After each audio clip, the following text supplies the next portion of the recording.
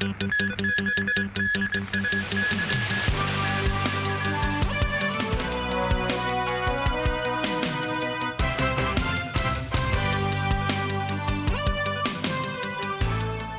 evening and welcome to TVB News. As the two sessions continue in Beijing, Vice Premier Ding Xuexiang attended a joint meeting of Hong Kong and Macau members of the Chinese People's Political Consultative Conference this morning. Ding stresses the importance of executive-led governance. Sakura Ib reports from Beijing. Vice Premier Ding Xuexiang, who is responsible for Hong Kong and Macau affairs, attended the joint meeting of the Hong Kong and Macau members of the Chinese People's Political Consultative Conference National Committee, chaired by Vice Chairman of the CPPCC National Committee and former Hong Kong Chief Executive Leung Chun-ying. The section brought together more than 200 CPPCC members. Director of the Hong Kong and Macau Affairs Office, Xia Baolong, was also present. The meeting focused on discussions surrounding the government work report delivered by Premier Li Qiang. During the section, Vice Premier Ding underscored that the Hong Kong and Macau Special Administrative Region governments must strengthen their awareness of being the masters of their own affairs.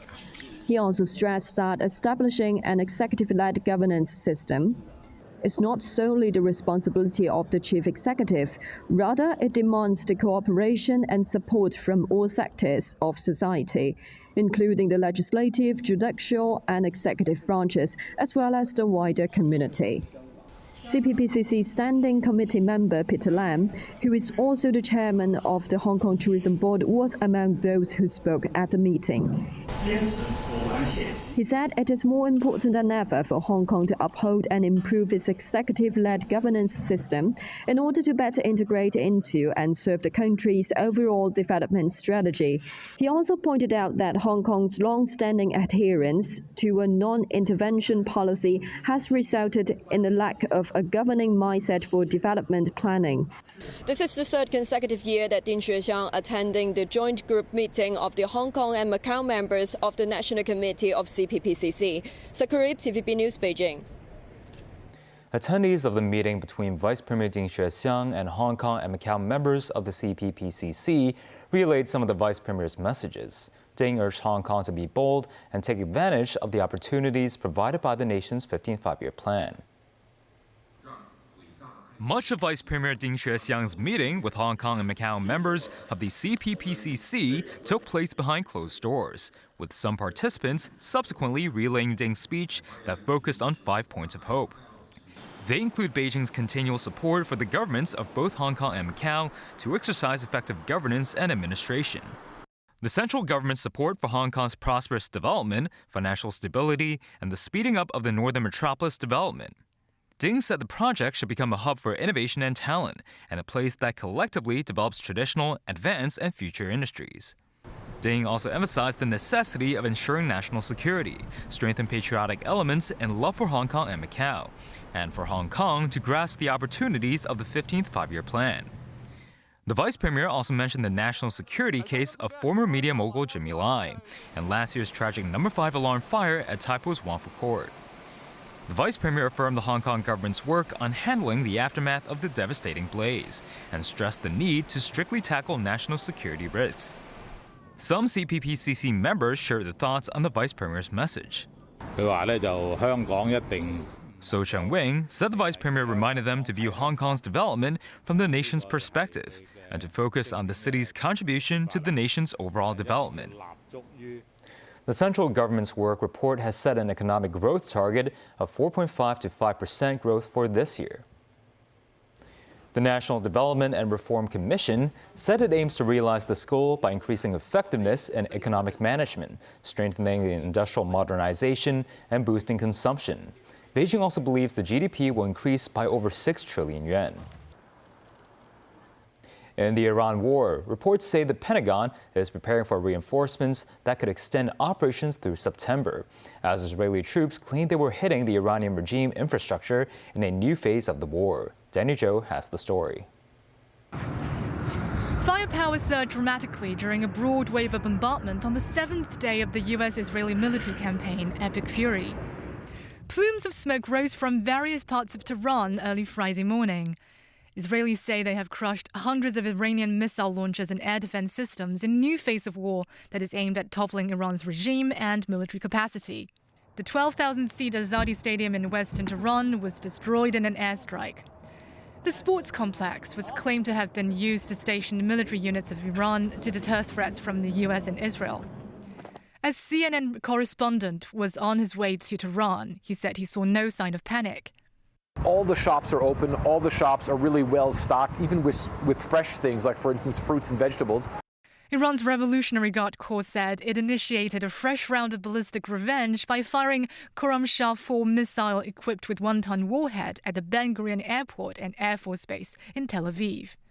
The Guard said their drone struck the USS Abraham Lincoln in the Gulf of Oman. The US Central Command refuted Tehran's assertions, saying the missiles didn't even come close. A video footage released by CENTCOM showed US forces launching strikes against an Iranian drone carrier. Donald Trump said Iran's navy is gone after 24 of Iranian vessels came under US attack in 3 days. The US president ramped up his call on the Iranian military to lay down their arms, saying the country's air force has been severely damaged. In an interview with Politico, Trump said he does not accept Mojtaba Khamenei succeeding his father Ayatollah Ali Khamenei as Iran's new supreme leader. Trump said he has to be involved in the appointment. Iran has rejected the idea. In the spillover of the war, Qatari authorities elevated national security level after its air defense systems intercepted Iranian missile attacks on capital Doha. On Thursday, Israel was massing multiple trucks carrying tanks towards the border with Lebanon for a ground offensive against Hezbollah. French President Emmanuel Macron stressed in a social media post that everything must be done to prevent Lebanon from being drawn into war. He pledged France would strengthen cooperation with the Lebanese forces. Danny Zhou, TVB News.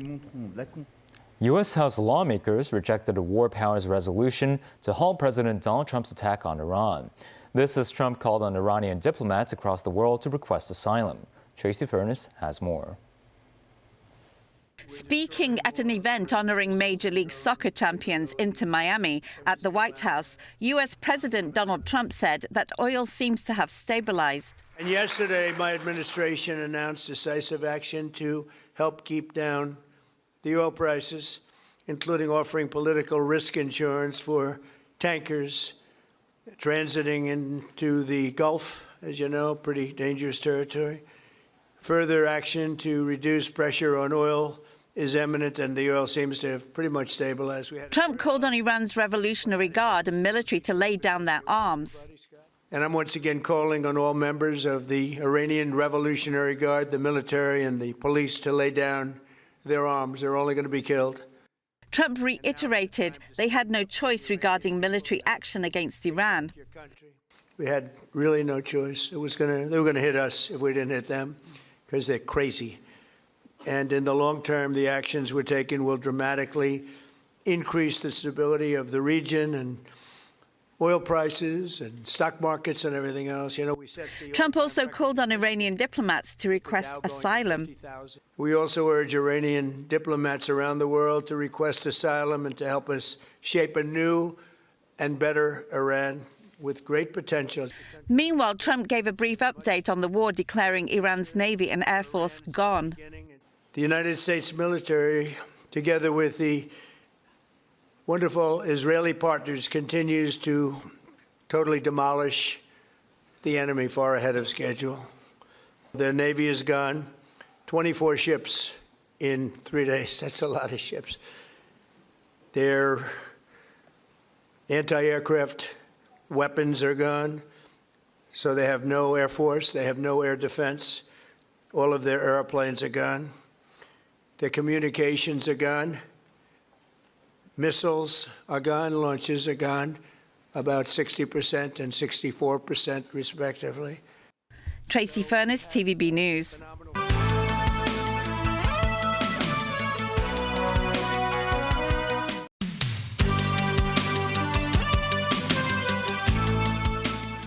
Welcome back. A resident of Wangfu Court told TVB News that people saw lights flickering from a unit in the estate last night, suspecting a burglary. Sources said some workers responsible for the reinforcement work were arrested on suspicion of theft. Wangfu Court resident Mr. Lee said a neighbor saw lights emanating from some units on the middle floors of Wangsheng House last night. He suspected a burglary and called the police. Sources said the lights coming from the unit were emitted by the police, who were investigating a burglary case. It is understood that police received a report yesterday afternoon that 3 workers responsible for reinforcement work were suspected of stealing items from a unit. A recent survey reveals that more than 60% of female caregivers remain sidelined from the workforce despite impressive academic credentials and professional experience. Samantha Lee reports. For many female caregivers in Hong Kong, taking a break to raise a family often comes at a cost. Over the past 2 years, the SVHK and Standard Chartered polled 250 female caregivers, finding that more than 60% of them hold qualifications ranging from diplomas to master's degrees, with at least 6 years of work experience. However, they find it difficult to return to the workplace, citing a lack of flexibility, transparency, and diverse options. To help women explore their career paths, the organizations launched a program called Empower Her to Be, which matches participants with partner organizations for a 3-hour work experience. Here is April Yoon, a mom of 3, who is now back in the workplace after an 8-year hiatus. This internship helped me connect with different employers. I can have a chance to explore more opportunities that fit my schedule, so I can take care of my own family. But at the same time, I can also start my own career. This is a very good experience for me because I learned a lot from my new job, and I feel more confident after joining this program. Joanna Chen also has 2 children, and she is serving as a mentor to inspire participants of this year's program. For my company, they believe that for my personal experience, for the ways that I go through this year, is a great experience to inspiring the other women to step into the workplace again. So I become the mentor this year to share my personal experience, to let them know what they can have the work-life family balance. This year, the program has attracted some 350 women and is supported by a network of more than 60 organizations. The program is building a supportive network that allows women to re-enter the workforce while meeting family commitments. Samantha Lee, TVB News. Much of Cuba remained without power nearly a day after a huge blackout hit the western part of the island, and the latest outage blamed on a fragile electric grid and a lack of fuel. Meanwhile, U.S. President Donald Trump suggested he plans to focus on Cuba following the war with Iran, but wants to wait a couple of weeks. Daniel Rao tells us more.